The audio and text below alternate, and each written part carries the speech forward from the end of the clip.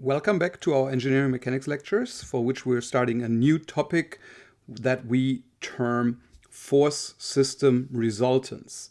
Now that we have a solid understanding of forces in 2D and 3D spaces, it's time for us to move on to moments. And moments, as you will see today, actually always are directed and therefore need to be expressed as vectors. But as an introduction to the general topic, I want to talk about it as a scalar first. And before we move on with moments, you may have heard about the topic before, just in a different form. So this is what engineers call this, but you may have termed this before torque. And I will talk a little bit more about this in just a second. But before we do that, let's actually look at our other goals for today. So first, I want to introduce the general concept. That's why we're talking about it as scalars, and we're not worried so much about the direction today, so that we can understand how engineers think about these kind of force systems. And then I want to, of course, introduce a proper notation so that we can talk about the rotational directions. And you will see that you will need a very solid understanding of a 3D coordinate system, because again, they are actually directed. And ultimately, we want to, of course, calculate the moments out of the plane of that force system. So we want to calculate the force system resultants, which are usually out of plane for in-plane force systems.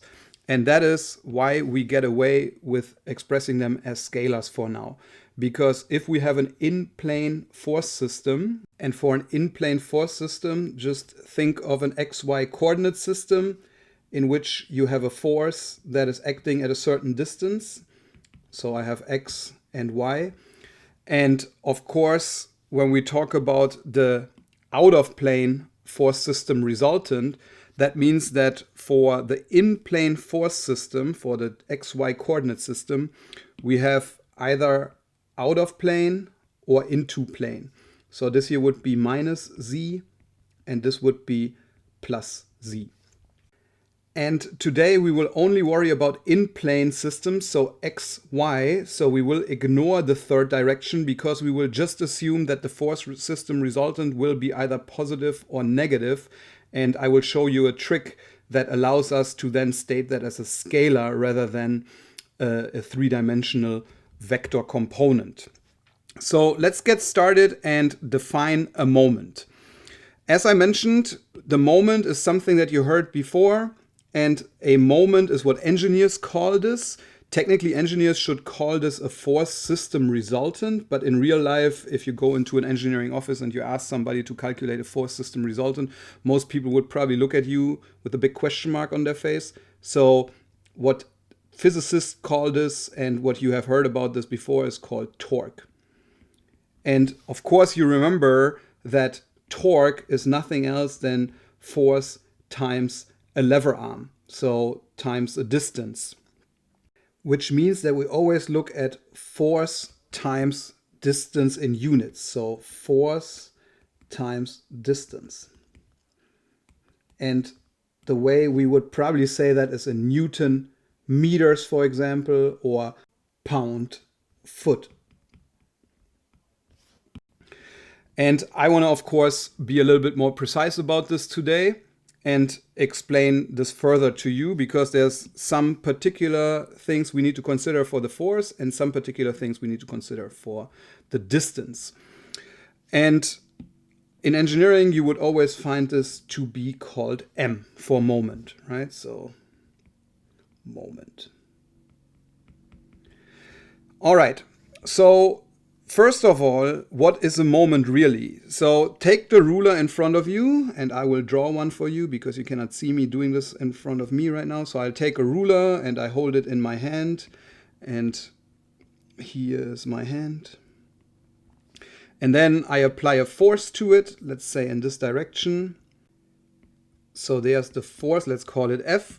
And let's also add a distance to the mix, because we will need this distance from the force to the hand. That is called D, or you can call it the length of the ruler, doesn't really matter. And what you will find if you hold this ruler in your hand is two things. You don't just have to actually push against the force in the vertical direction. You know this from vertical equilibrium, right? So we need a force here called F, otherwise the system would fall down. You know this from all lectures that we discussed before. This force is going down in the y direction, and so to create equilibrium, you better push against it. But now think about this. If you see this picture from now on, this should not be enough for you if you have a force acting here and a force acting there. Because what really happens is this force wants to rotate the entire system down. So the force is actually wanting to make this rotate in this direction. And what you have to do with your hand is actually rotate against that. So you have to rotate in this direction. And now we can already talk about the 2D system and the 3-dimensional rotation. So think of it as having a rotational axis right here. And that rotational axis now has an action of this force going clockwise in this case, right? So this is going clockwise, and you have to rotate back counterclockwise if you look at the system from this direction. And so if I now add a 2-dimensional coordinate system, I have an x-axis here and a y-axis here. And you may remember that we had something called the right-hand rule for 3D coordinate systems. Again, we're not talking about 3D. We have an in-plane force system. So the force and the distance are in the same plane, in the xy plane. But remember that if you rotate from positive x to positive y, you usually end up with the positive z direction. And vice versa, if you rotate from, let's say, positive y to positive x, you actually end up with the negative z direction.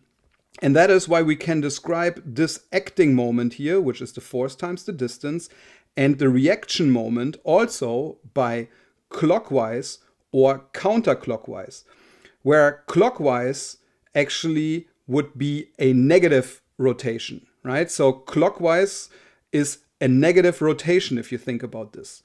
So let's put that in words, and let's write that this here is m about point O, let's say, which is F times D.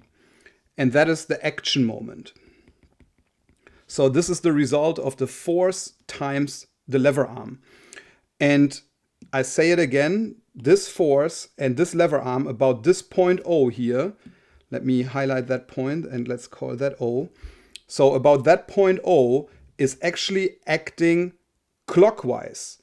And therefore I can say that MO action, so the result of the force times its lever arm, is acting clockwise. Which of course later on we just write as CW. And clockwise is actually a negative moment.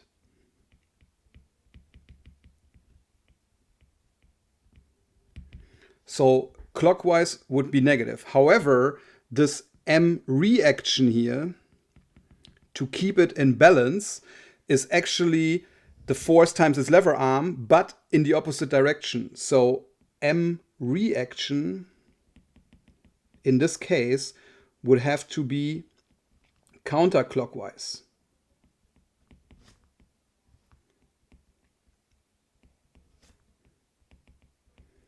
Or CCW, which then is actually a positive moment.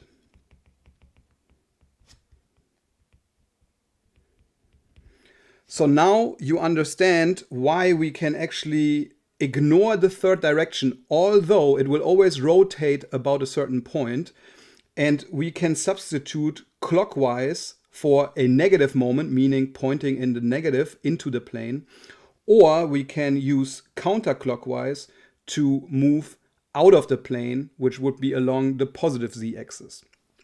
So that is one important aspect and why we get away with scalar, although it's always a directed entity, right? So the moment always has a direction to it.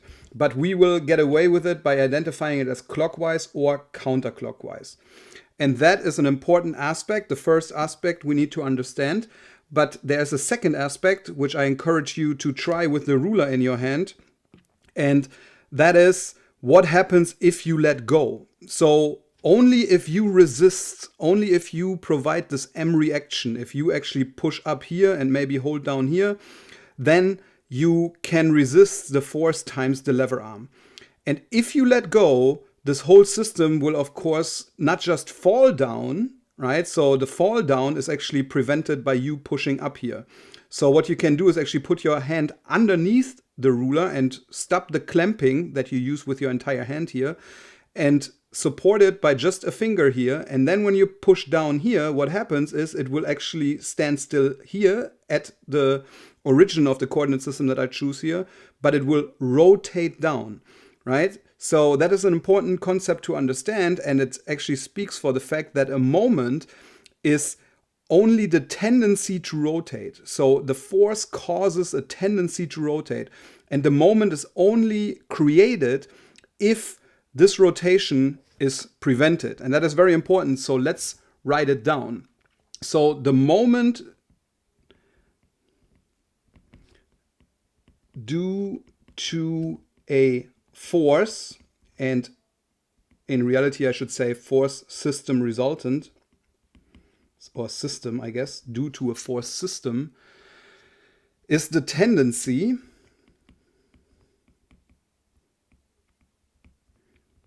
and tendency is the important word here, of the force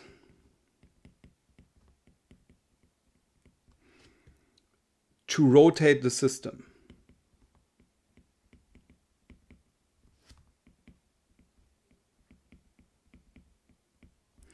So let me rephrase this, because again, this is at the heart of moments. So moments are only created if there's this tendency to rotate. And tendency means rotation is not happening. Let's write that down here maybe. So no rotation. So in other words, if rotation is allowed, the moment will disappear.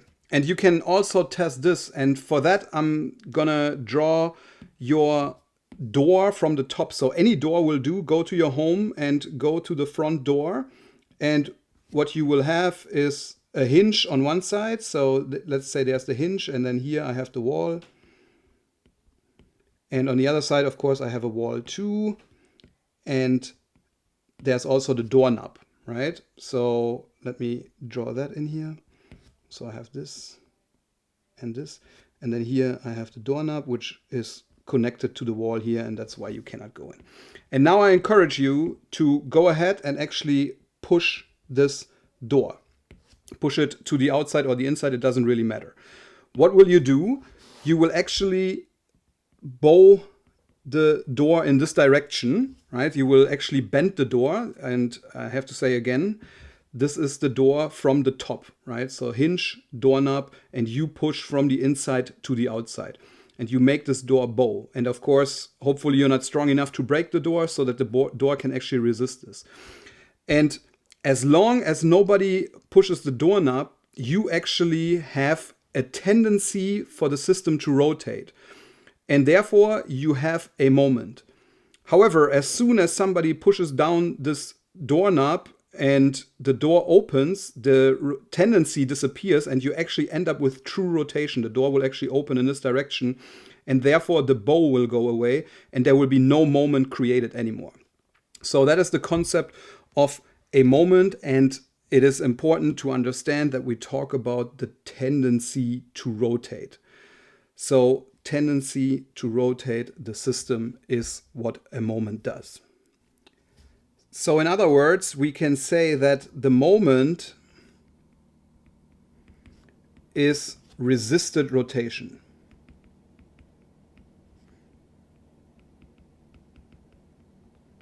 And that is a very important definition. And so for resisted rotation, you need to also understand that rotation always happens about a specific point. For example, once you open the door and you push down the doorknob here, you will actually end up rotating about this point, which effectively you're doing when you push here with the force as well, but you just don't see it, right? That's the tendency. But once you open the door, it actually rotates about that point. And what does that tell us?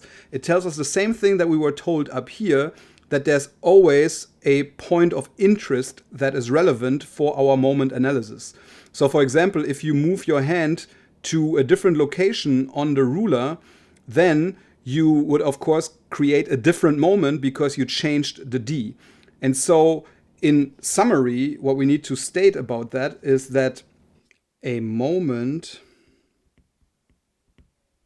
measures the tendency of a system to rotate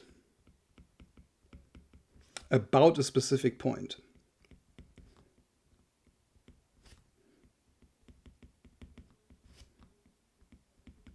So what we need is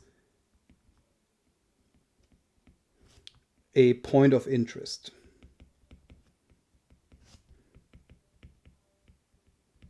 So when we ask you for calculating a moment, we always need to state about which point at this point in your educational career here, because we need to clarify about which point. And about the specific point is actually the important part here of the sentence. So let's highlight that. The about is important to understand, and then a specific point. And that defines the moment. We need one last thing to define here, and that is what happens if you visualize the moment, or if you want to visually indicate what moment you have. So let's say you have a random axis. Let's say in this direction, it doesn't really matter. This is an axis. Some people then indicate a moment like this. So this could be a rotation. And if you would look down on the red arrow, you would say that this turns counterclockwise. And that, of course, in 3D can be very confusing, because you could also look from the bottom. And that is why sometimes if you have an axis that is like this, so let me clarify, this is the axis. But it's better then to define the double arrow head. So this would be the moment.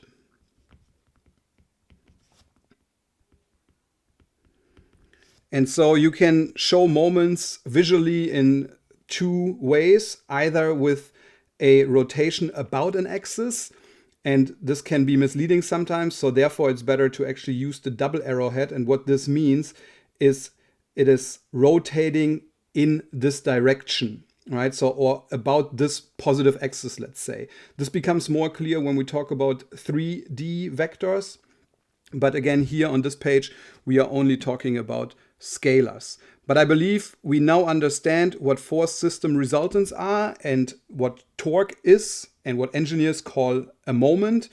We also understand that it is dependent on the force times the lever arm, which then means that it is creating the tendency to rotate, and that further leads us to the conclusion that we need a specific point to rotate about, and that if the system is allowed to rotate, then the moment is disappearing.